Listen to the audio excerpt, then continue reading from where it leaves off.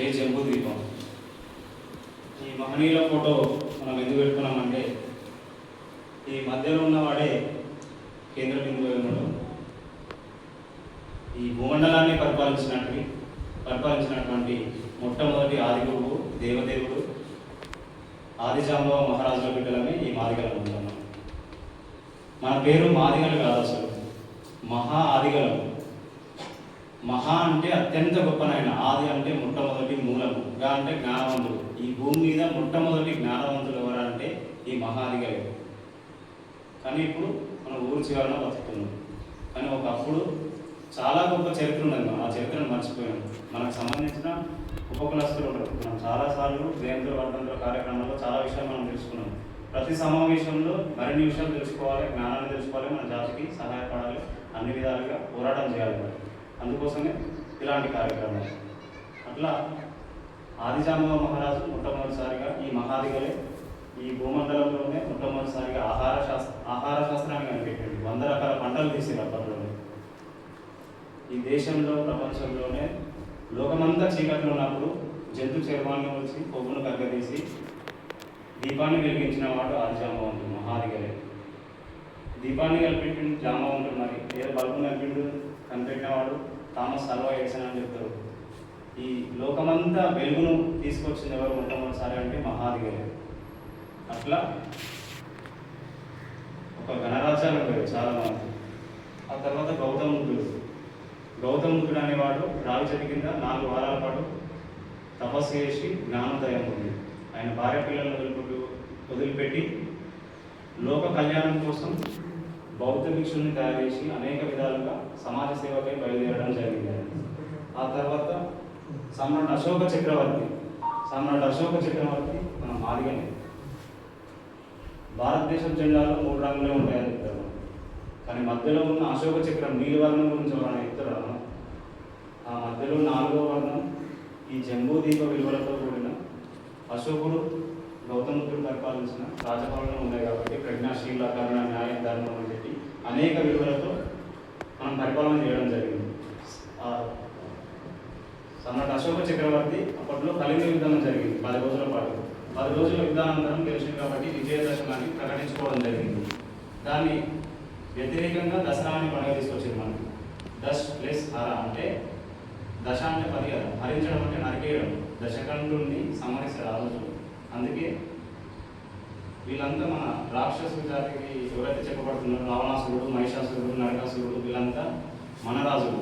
వాళ్ళని అంతం చేసి చరిత్రనంతా ఈ విధంగా మనకు దొంగ చరిత్ర చెప్పుకుంటూ.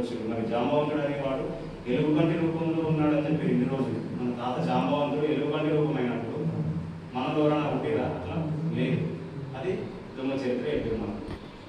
అట్లా ఆ విధంగా ప్రపంచవ్యాప్తంగా దేశంలో 84,000 స్తూపాలు ఏర్పాటు చేసిండు సమ్రాట్ అశోక చక్రవర్తి.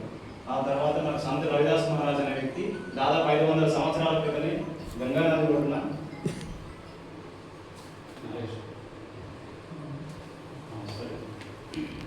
ఒకటే మాట అయిపోయింది. మనం ఈరోజు 649వ జయంతి సందర్భంగా మన మహాదిగల కులగురువు ఒక మాట అయిపోయింది. మహాదిగల బ్రతికితే సింహాసనం మీద బతకాలి, లేకుంటే శ్మశానంలో బతకాలి. అంటే నువ్వు బతికితే మహారాజులాగా బతుకు, యజమానులాగా, లేకుంటే శ్మశానంలో బతుకు. మన చెయ్యి ఇచ్చే విధంగానే ఉండాలి, తీసుకునే విధంగా ఉండదు. ఇప్పుడు ఎట్లుంది ఈ విధంగా ఉంది. కానీ ఒకప్పుడు ఈ ఆదిజాంబవంతుని వారసులైన ఈ దేవాన దేవతల్ని మొక్కిపోవడానికి విదేశాల నుంచి వచ్చి కాలు మొక్కిపోయారు అప్పుడు ఈ జాతి బిడ్డల్ని. ఇప్పుడు మనం అనుకునే దగ్గర ఊరవతలు పడుతున్నాయి. మాదిగలు ఏముంటే కొనకుంటే కూడా చివరకుంటే అని చెప్తారు. అట్లా ఈ మహనీయులలో సంత కబీర్దాస్, జ్యోతిరావు పూలే, సావిత్రిబాయి పూలే ఈ భారతదేశ చరిత్రలోనే మొట్టమొదటిసారిగా 1848వ ప్రాంతంలో మనకు మొట్టమొదటిసారిగా పాఠశాలలు ఏర్పాటు చేసి చదువులు చెప్పారు. ఒకప్పుడు బ్రాహ్మణ స్త్రీలకు కూడా చదువుకునే హక్కు లేదు.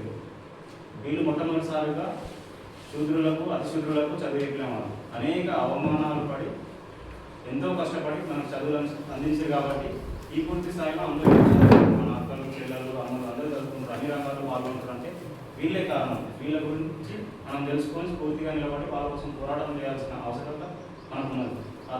ఆ తర్వాత డాక్టర్ అంబేద్కర్ గురించి చెప్పాలంటే మనం ఎన్ని రోజులు మనం చనిపోయే వరకు మాట్లాడినా ఆయన రుణం చెల్లించుకోలేము.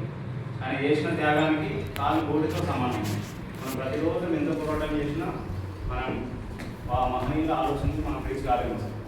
అట్లా డాక్టర్ అంబేద్కర్ భార్య పిల్లల్ని పోగొట్టుకొని ఓటాకు తీసుకొచ్చింది మనకు.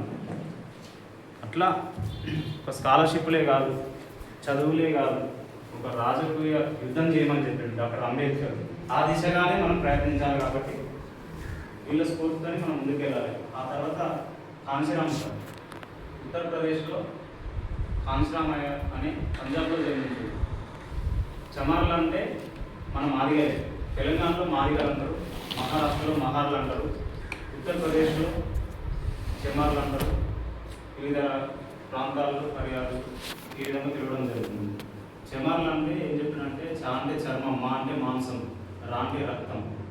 చర్మ రక్త మాంసాలు కలిగిన వాడే చమార్లు. మనమే మనం మహాదిగలు.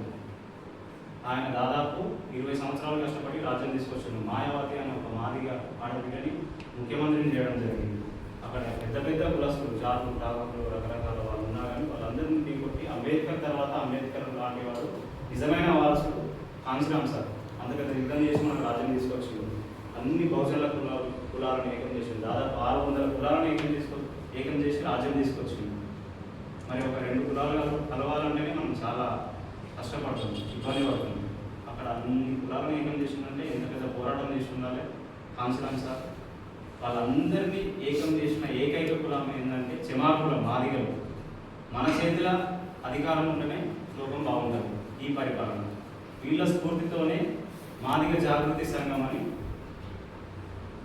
జూలై 30, 2023న మాదిగ జాగృతి సంఘం అనేది ఏర్పడడం జరిగింది. దీని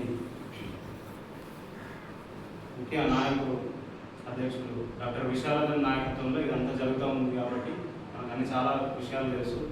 ఇంకా మరిన్ని విషయాలు తెలుసుకుంటూ మన జాతి కోసం పని చేయాల్సిన అవసరం మనకు ఉన్నది. కాబట్టి ఈ కార్యక్రమాలు మనం చేసుకోవడం జరిగింది. సో ఈ అవకాశం ఇచ్చిన మీ అందరికీ మరొకసారి జైబీని తెలియజేసుకుంటూ ఈ వేదికను పెద్దలు ఉన్నారు, కొద్దిగా 10 నిమిషాలు లేట్ అయినా సరే మంచి విషయాలు నేర్చుకొని పోవాలని నేను ఇక్కడ ఉద్దేశిస్తున్నాను. మొదట